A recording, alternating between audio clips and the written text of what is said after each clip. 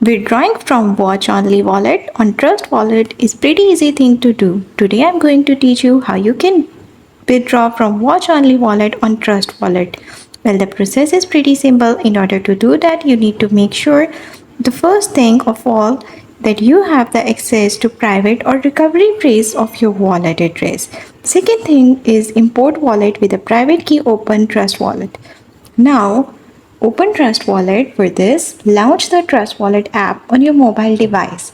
Then go to the settings, tap on the gear icon, the settings will appear.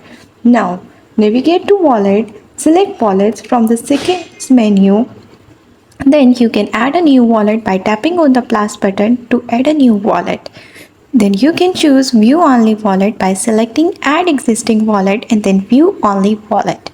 After doing all that, you can select the blockchain. For this, choose the appropriate blockchain network for the address you want to watch. For example, BNB Smart Chain. After entering the address, type or paste the public wallet address you want to monitor. Now, name the wallet, give the Watch Only wallet a name for easy identification.